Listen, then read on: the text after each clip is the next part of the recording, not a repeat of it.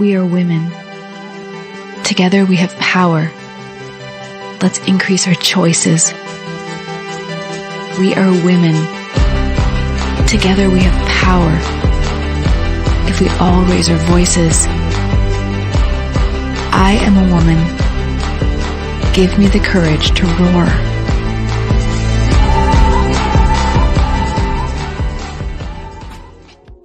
Often forget or don't realize that mental illness is among the #1 cause of disability in our country, costing nearly $200 billion in lost wages annually. Depression, #1 cause of disability worldwide. Suicide rates continue to climb among adults, adolescents, and even children. I have struggled with feelings of unworthiness for as long as I can remember. From the outside, my life looked pretty perfect when I was growing up. Unconditional self-worth is the antidote to low self-worth. Unconditional self-worth is a way out of self-criticism, shame, and unhealthy behavior. It is a way out of depression, anxiety, and substance abuse. It is time for us to base our worth on the fact that we are human, to cultivate a worth that persists even when life does not go as we hoped. So what keeps us from cultivating unconditional self-worth? Some people may fear that if they get too satisfied with themselves, they won't be motivated to grow and change. Others may feel that accepting themselves as worthy would be arrogant. And some may simply believe that feeling worthy is impossible. What the world would look like if we all cultivated unconditional self-worth.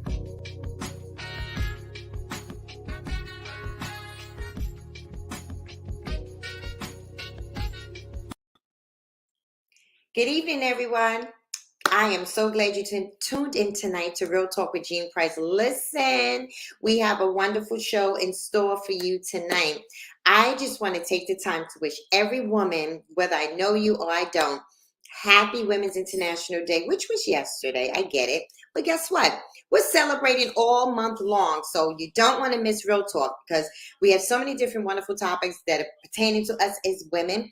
I'm excited to be a woman, and I hope you are too, because you don't want to miss what we're going to talk about.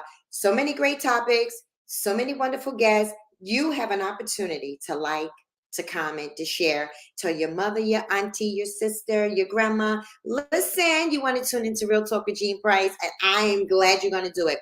This is probably one of my favorite topics, not just because I am a woman, but because we get to talk about the things that affect us, the things we think about, what we share with other women, just coming together. And what I love about women, we love to come together and share. And I have to laugh because sometimes when we come together as women, one can be talking and the other one can be talking over the other one. But guess what? The beautiful part is that we hear each other. And that's what I like about a community of women. And tonight I have a wonderful guest with me, and she's going to help us kind of define some great things as women. So listen, go and tell them to come and watch Real Talk with Jean Price. We're going to start our beautiful show. So listen, I want you to welcome my guest, a wonderful profession. She's a social worker. She has some things that we're going to talk about. The state of mind of women. The state of mind of women. Help me welcome my guest tonight, Sandrine Etienne. Sandrine, come on out to Real Talk. Thank you so much for having me. I'm so excited to be on the show. Oh my goodness. Let me tell my audience tonight, I had such a great time talking to Sandrine behind stage. And we could have kept on talking. It was some real good stuff. So I'm going to move on out the way just for a few seconds. And I'm going to allow Sandrine kind of tell us a little bit about yourself. So I'm obviously Sandrine, and I'm a licensed social worker based here in New York. And I basically work in the New York City area rather. And I see people that I work for a major hospital-based system, and I see people that are out in the community, that are home, recovering from some sort of illness. They could be dealing with cancer. They could be dealing with issues such as, multiple medical problems like diabetes, heart failure, I mentioned cancer already, and just so many other different illnesses, even just having had a baby, and just really focusing on some of the psychosocial issues that are happening around them, and just how they're coping and how they're managing and dealing with it. And in addition to that, given my experience and having worked with people that are dealing with all of these medical conditions and different issues that they've had to go through in the healthcare system, it just inspired me to create my website called misguidednotions.com, where I basically provide a resource for people looking for insight and information to help themselves or their loved one dealing with chronic and debilitating illness. And that's pretty much me in a nutshell.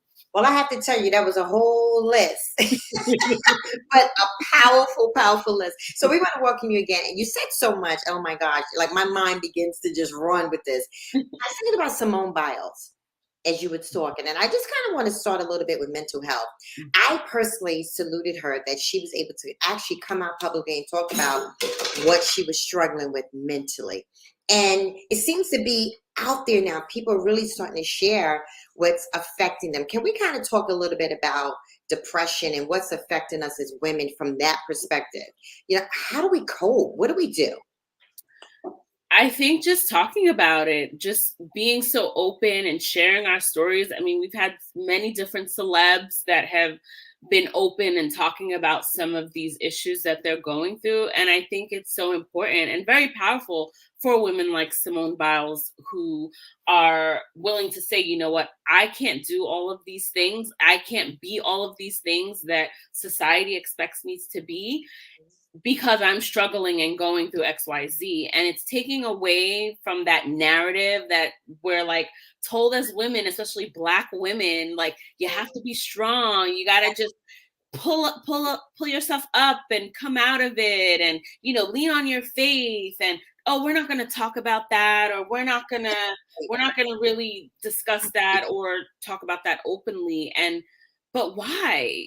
Why not share these stories? Why not express ourselves truthfully and wholeheartedly? And you'd be so surprised, like, how inspiring you could be to someone else. And I think I really do believe that social media has been such a powerful tool. And I know in a lot of ways it's negative, but it's also positive in the sense that it's created this space for so many people to openly talk about their struggles. And also you see a lot of different mental health professionals also talking about, hey, it's okay to feel this way, or maybe you do feel this way, and really offering like guidance and help and support.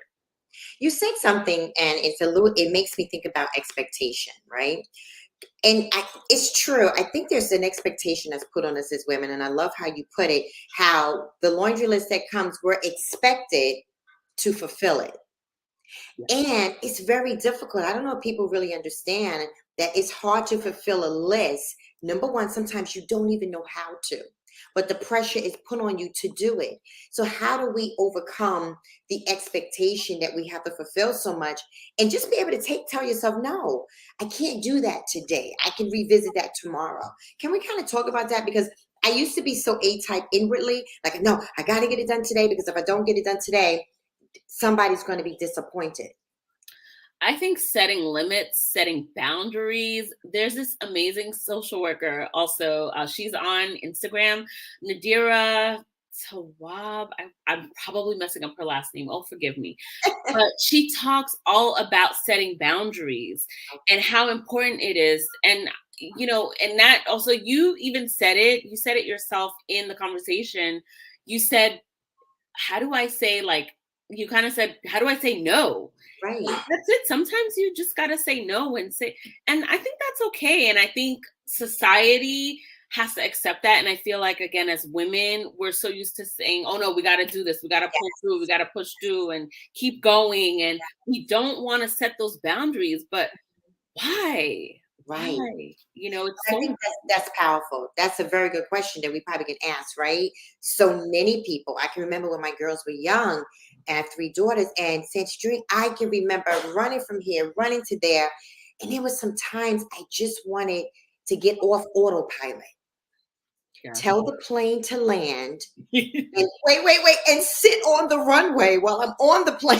I can wait. Yes, Sometimes I didn't even want to get off the plane. I just want to say, can I breathe a little bit? And so many women, we face it. And you and I had such a great conversation to the audience backstage. We were talking about postpartum depression. And I was sharing with you how I really feel like that's what I went through because and I said to you, my daughters are 16 months apart. I didn't plan the last one, and she was here. What do I do? Can we kind of talk about that postpartum depression a little bit? absolutely. And I feel again, it's becoming more common that people are talking about it. And I knew from a professional standpoint, like all the things that, you're supposed to look at. So in my work as a social worker, I've seen women that have had, their babies in the hospital, and maybe they had like some sort of traumatic birth. I personally also had a traumatic birth, and after coming out of it, you go through as again thinking as a professional.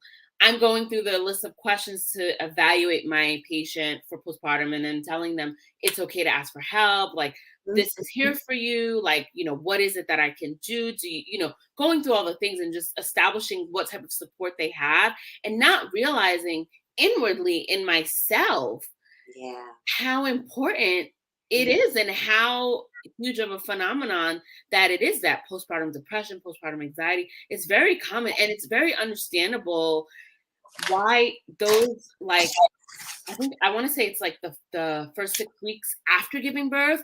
And trust me, you can have depression, anxiety during your pregnancy as well. But they really say those first 6 weeks after you give birth, and I didn't realize how prominent it was until like so many different professions, like while I was in hospital, while when I came out of the hospital, like my doctors, all my different providers, they kept asking and asking and asking and just letting me know there's support, and then I had to sit back and say, oh, right, because I had this experience, so they're worried about me. And then in talking about my experience with my other girlfriends who had babies, they also opened up to me and expressing things like, yeah, I went through this. I was so depressed, or I was super anxious, and I had to speak to someone, and I'm still speaking to someone. And I didn't realize how common it is, because again, we're not talking about it. Right. And we're focused on the baby. Yes, that's right. We're focused on. my Don't get me wrong. Like, we love the baby, the Yes. beautiful baby, but somehow or another, as the mom, we're kind of like here trying to be present. Yes, Yeah, and you're being trying to be present. yes, and I'm telling you, and being a new mom, like for me, I did not realize and my son is only 8 months. Aw. I didn't realize the first couple of weeks how much sleep I wasn't going to get, and how it affected me in such a way that I was like, how could I go back to work in like 6 to 8 weeks? That's another thing. I mean, we could go off and like go on and on and on about that. But at the end of the day, you realize, you're like, wait, I'm just starting to come to myself and getting into a routine. And then you're like, but wait, all these things are different now. And it's understandable why you could get depressed, or how easily, it can get where you feel those feelings of anxiety just creep up. It really is possible. Like I saw firsthand how it could be. And this is where I say, listen, it's okay to ask for help. And I feel like, again, we're so used to like just pulling through, pushing through, and just doing all the things, but we don't have to. Right. And I'm wondering if sometimes we're taught that. We're taught to keep going, keep moving. Like you said, don't stop. We're taught that, and nobody teaches us to stop. Sometimes you just have the right. You have to just say, you said it earlier, no, or you just have to say, I can't.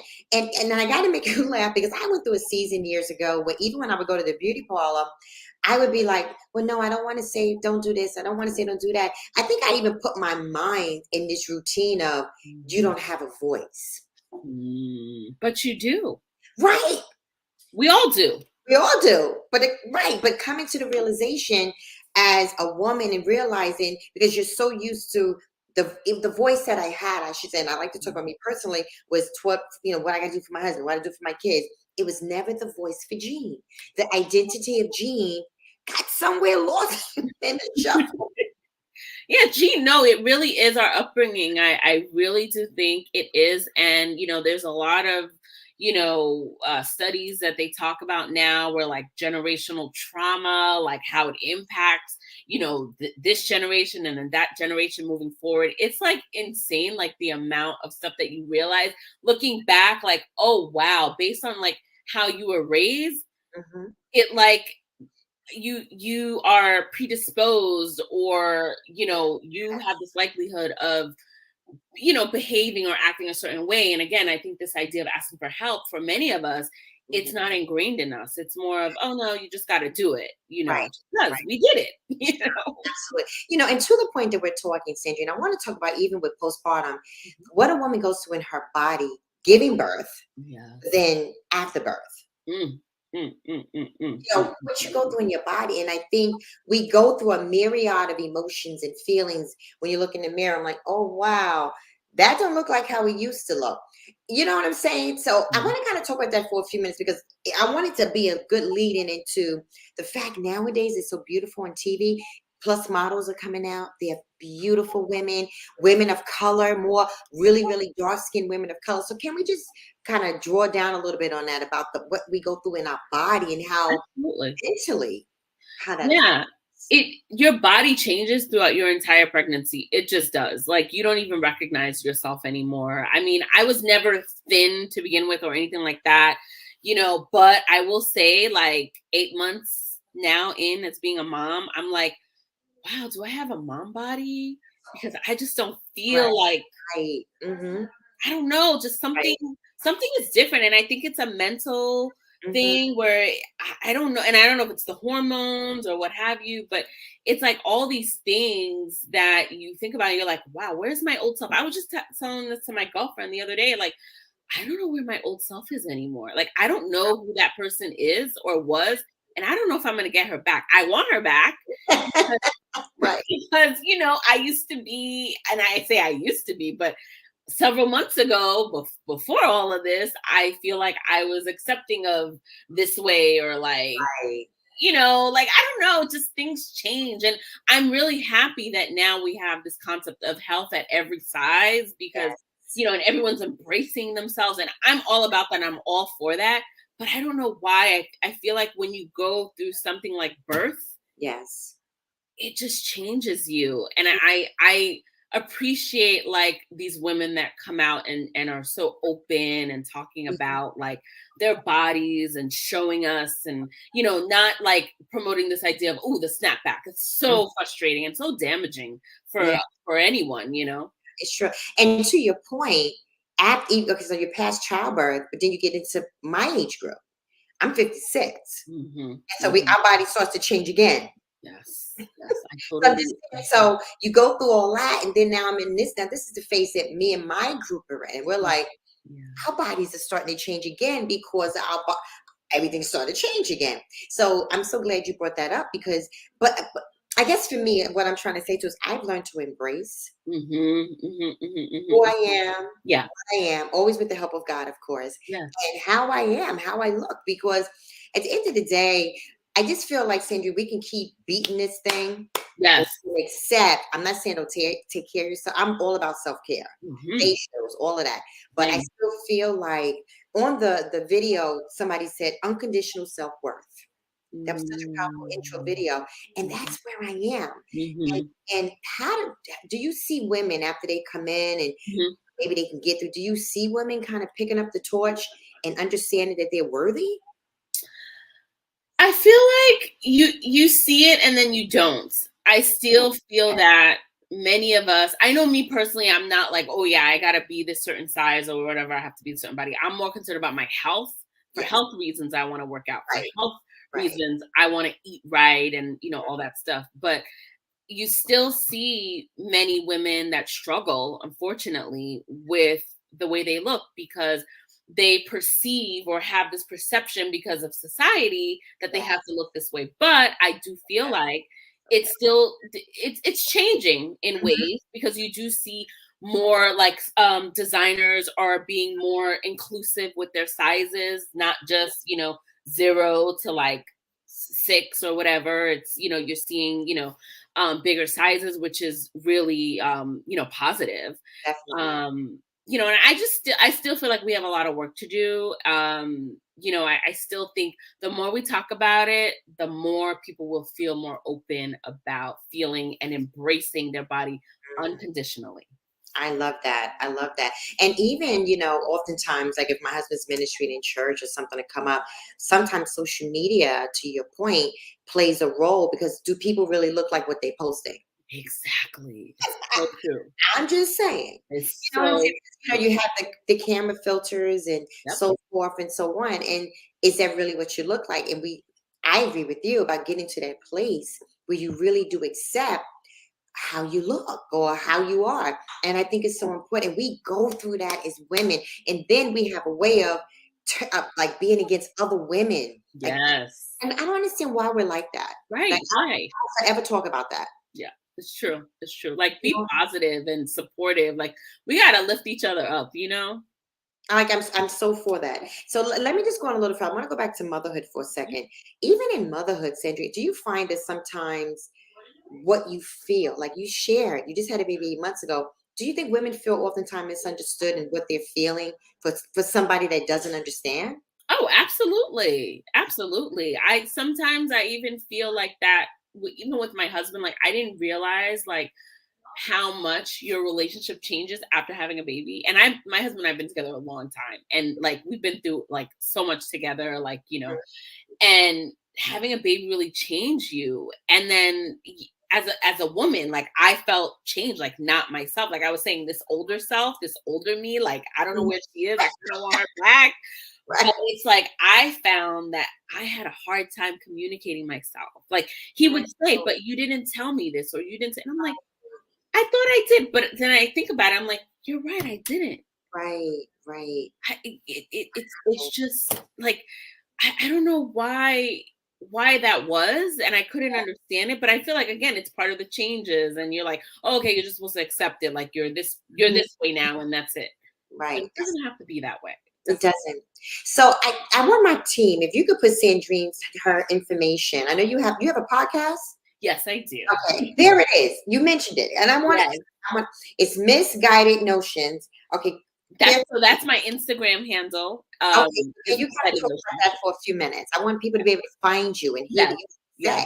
Okay, so I'm Misguided Notions on social media. I post different kinds of information, more of resources about health related topics. But in addition to that, I have my podcast with my friend Anita, Care Talkers, and we are talking about health and financial struggles that people go through, and we bring on experts as well as people that are open and sharing their stories, and comedians, so you can expect to get some laughs along the way.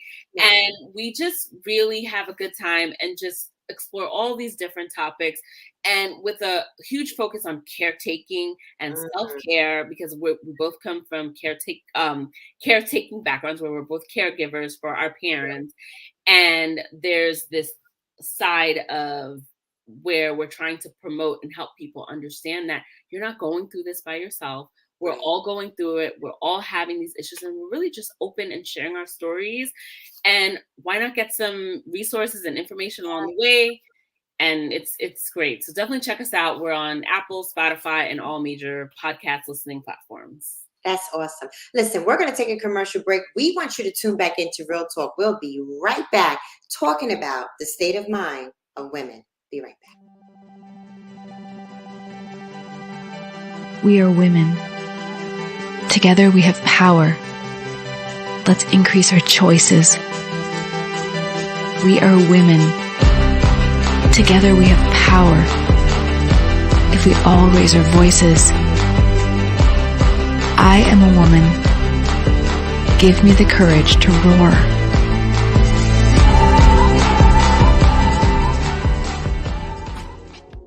Often forget or don't realize that mental illness is among the #1 cause of disability in our country, costing nearly $200 billion in lost wages annually. Depression, #1 cause of disability worldwide. Suicide rates continue to climb among adults, adolescents, and even children. I have struggled with feelings of unworthiness for as long as I can remember. From the outside, my life looked pretty perfect when I was growing up. Unconditional self-worth is the antidote to low self-worth. Unconditional self-worth is a way out of self-criticism, shame, and unhealthy behavior. It is a way out of depression, anxiety, and substance abuse. It is time for us to base our worth on the fact that we are human, to cultivate a worth that persists even when life does not go as we hoped. So what keeps us from cultivating unconditional self-worth? Some people may fear that if they get too satisfied with themselves, they won't be motivated to grow and change. Others may feel that accepting themselves as worthy would be arrogant. And some may simply believe that feeling worthy is impossible. What the world would look like if we all cultivated unconditional self-worth.